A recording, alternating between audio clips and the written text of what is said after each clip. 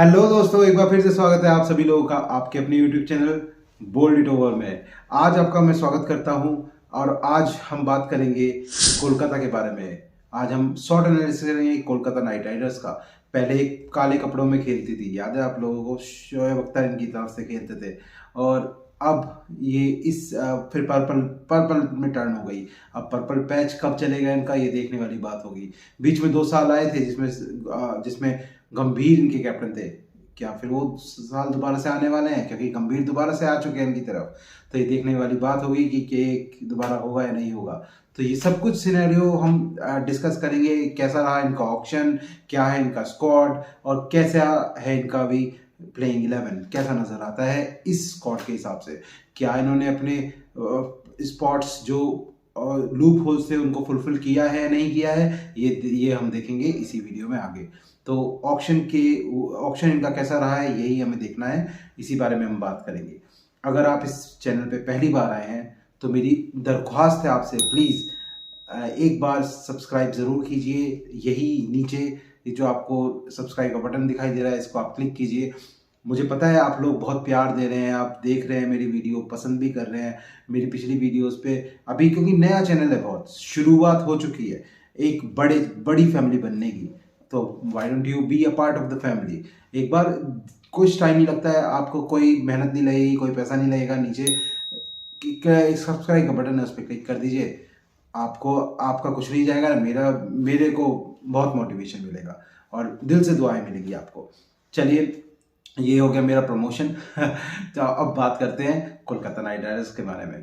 Kolkata night Riders की जो team थी ऑक्शन से पहले भी, वो एक स्टैटिक टीम लग रही थी। वो लग रही थी कि टीम जो ऑलरेडी ऐसी टीम थी कि जो जीत सकती है, क्योंकि उनकी टीम में कोई ज़्यादा बदलाव नहीं थे। उन्होंने जो प्लेयर रिलीज किए थे, हालांकि अच्छे खासे प्लेयर रिलीज किए थे, लेकिन उन्होंने अपना जो स्क्वाड था, जो अपना बेस था, वो बिल्कुल इंटैक्ट रखा, वो अपना फिक्स रखा। वही टीम उनकी पहले खेलती आ रही थी और वही टीम अभी भी दिखाई दे रही थी। केवल एक दो लूप होल से जो उनको भरने थे, तो वही देखने हैं क्या वो भर पाए हैं नहीं भर पाए हैं। जैसे उनमें से एक था फास्ट बॉलर, क्या वो फास्ट बॉलर ला पाए नहीं ला पाए, एक सरप्राइज है। आप लोगों को पता ही होगा, देखा होगा आपने कि बिगेस्ट जो हाईएस्ट बिड वाला प्लेयर है वो इन्होंने ही ले लिया है। और वो प्लेयर जिस टीम में जब खेला था ना पिछली बार, तो उसने कमाल किया था। आपको याद है, विराट कोहली को फाइनल में वही लेके गया था। तो क्या इस बार भी ऐसा होगा, तो ये हम देखेंगे इस वीडियो में आगे। तो सबसे पहले बात करते हैं कि उन्होंने कौन कौन से प्लेयर चूज किए हैं और क्या अभी ऑक्शन में कौन कौन से प्लेयर्स लिए थे। उसके बाद उनका टोटल स्क्वाड क्या बनता है, फिर उसके बाद उनका प्लेइंग 11 कैसा दिख रहा है। उसके बाद हम बात करेंगे कि क्या उनकी स्ट्रेंथ, अपॉर्चुनिटीज और वीकनेस एंड थ्रेट्स हैं, उस बारे में हम बात करेंगे। तो सबसे पहले हम बात करते हैं उनके प्लेयर्स के बारे में, जो प्लेयर्स उन्होंने खरीदे हैं। तो ये देखिए स्क्रीन पे। तो सबसे पहले जो प्लेयर उन्होंने लिए हैं वो है शिखर भरत। शिखर भरत जो उन्होंने प्लेयर लिया है, ये एक इंडियन विकेट कीपर, इनको लेना बहुत ज़रूरी था, जो हमने पहले ही बात किया था। क्योंकि ये जो प्लेयर है, ये बैकअप है गुरबाज का, क्योंकि इनके पास विकेट कीपर इंडियन नहीं था। और अगर इनको चाहिए, कभी गुरबाज इन फॉर्म नहीं होता है, वो आउट ऑफ फॉर्म हो जाता है, तो इनको इसका बैकअप चाहिए था। तो कि इंडियन विकेट कीपर हम खिला पाए, जिससे हम इंटरनेशनल प्लेयर को थोड़ा बाहर कर दें और उसकी जगह रॉय को चांस दे पाए। तो क्यों, अदरवाइज रॉय का चांस नहीं बन रहा था। तो उसके हिसाब से इन्होंने शिखर भरत खरीदा, केवल 50 लाख रुपए मिल गया, अच्छी बात थी। उसके बाद चेतन सकारिया, ये एक left arm spinner, Indian pacer, अच्छी बात है। जैसी पिचेज रहने वाली हैं, जैसी पिचेज हमने वर्ल्ड कप में देखी थी, उसके हिसाब से पिचेज रही तो अच्छा बॉलर रहेगा। मिचेल स्टार्क, सबसे महंगी बाय इन्होंने ये ली है, 24 करोड़ 75 लाख रुपए में ये प्लेयर लिया है। ये आईपीएल की हिस्ट्री का सबसे बड़ा बाय है। और मिचेल स्टार्क इन्होंने लिया है, और ये कमाल कर सकता है। इसने कमाल पहले भी किया था, जो मैंने अभी थोड़ी देर पहले बात किया था, जब ये खेला था विराट कोहली की तरफ से, बेंगलोर की तरफ से, तो इसने बेंगलोर को फाइनल में पहुंचाया था। उसके बाद अंकुरिश रघुवंशी 20 लाख में, देन रमनदीप सिंह 20 लाख में, रदरफोर्ड 1.5 करोड़, मनीष पांडे 50 लाख में, मुजीब 2 करोड़ में, एक्टिंगशन 1 करोड़ में, साकिब हसन 20 लाख में। साकिब हसन ये इंडियन प्लेयर है, तो कभी आप कंफ्यूज हो बांग्लादेश प्लेयर से, तो ये इन्होंने अभी प्लेयर खरीदे हैं, और इस हिसाब से जो प्लेयर खरीदे हैं वो एक सही लग रहे हैं। लेकिन एक बात मैं ज़रूर करना चाहूँगा यहाँ पे, क्योंकि जिस तरीके के इन्होंने प्लेयर लिए हैं, जिस तरह का इनका स्क्वाड है, उसके हिसाब से और जैसी पिचेस ये बिहेव कर रही है, क्योंकि क्या हुआ है पहले, अगर आपने आईपीएल को फॉलो कर रहे होंगे तो पहले जब गंभीर कप्तान हुआ करते थे तो यहाँ पर टर्निंग विकेट हुआ करते थे, और आपको याद होगा कि वो 10वें ओवर में भी अगर नया बैट्समैन आता था तो short legs, fine leg, slip और ये लगा देते थे स्पिनर के सामने, प्रेशर बनाते थे दूसरे सामने वाले के ऊपर। तो वही गंभीर के आने की वजह से हो सकता है कि अभी फिर दोबारा से उसी तरह की पिचेस यहाँ देखने को मिले, स्लो एंड टर्निंग विकेट्स। तो वो अगर विकेट होते हैं तो इनको हराना थोड़ा बहुत मुश्किल हो जाएगा इनकी ज़मीन पर, क्योंकि यहाँ पर क्या होता है कि अभी पिछले 2 सीज़न से जो हो रहा था यहाँ पर सीमिंग ट्रैक चल रहे थे कोलकाता में। अभी वर्ल्ड कप में भी आपने देखा यहाँ पर टर्निंग ट्रैक था, वर्ल्ड कप वाला भी जो वर्ल्ड कप में मैचेस हुए थे।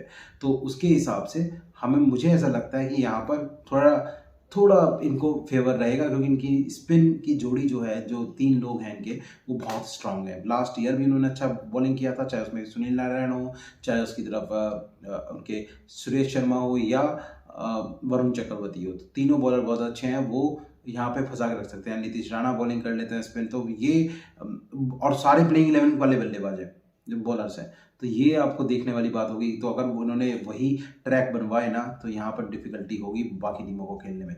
चेन्नई अच्छा खेल सकती है क्योंकि वो भी स्पिन ट्रैक्स पे खेलती है। चलिए अब बात करते हैं इनकी स्क्वाड की। स्क्वाड क्या लिया है इन्होंने, तो स्क्वाड देखिए स्क्रीन पे।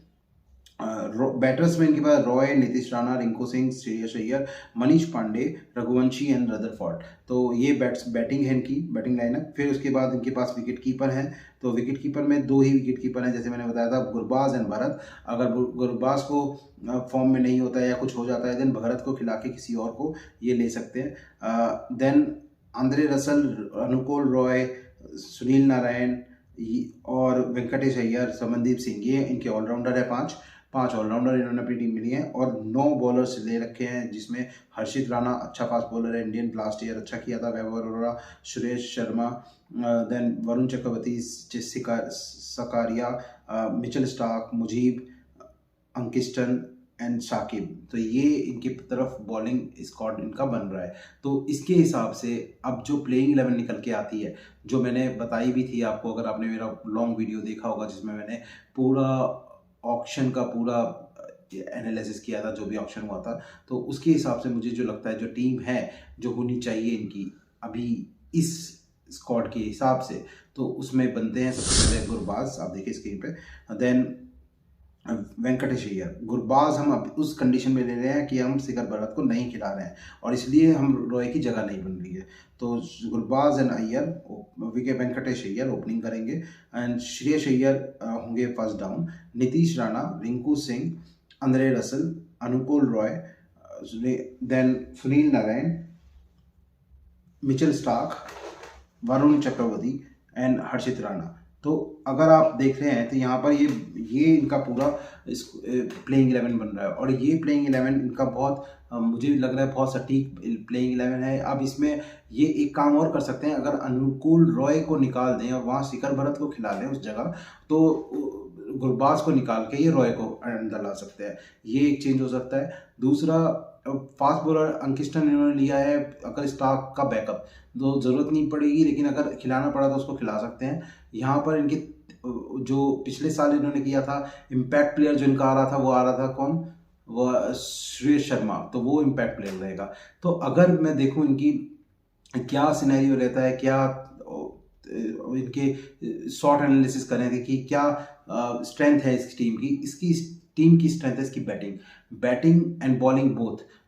अगर ये अपने बैकयार्ड में खेलती है तो वहाँ खड़ाना इनको बहुत डिफिकल्ट होगा, क्योंकि स्पिन पिचेस होने वाले हैं, वहाँ पर इनको खड़ाने में बहुत डिफिकल्टी आएगी सभी पिचेस को, सभी प्लेयर्स टीमों को, और वहाँ पर ये एक तरफा जीत जाएंगे। तो अगर अपने मैदान पे ये कम से कम 8 में से 6 या 7 मैच जीत जाते हैं, तो ये क्वालिफाई करने वाली टीम लग रही है। तो ये मेरा एक एनालिसिस हो गया इनकी स्ट्रेंथ। अगर बात करें अपॉर्चुनिटी की, तो अपॉर्चुनिटी इनके पास क्या है, इनके पास अपॉर्चुनिटी है इस बार जीत के दिखाना, क्योंकि अभी तक ये बहुत पीछे है, पिछले सालों में ये टीम पीछे हटी है और नीचे लगी हुई है।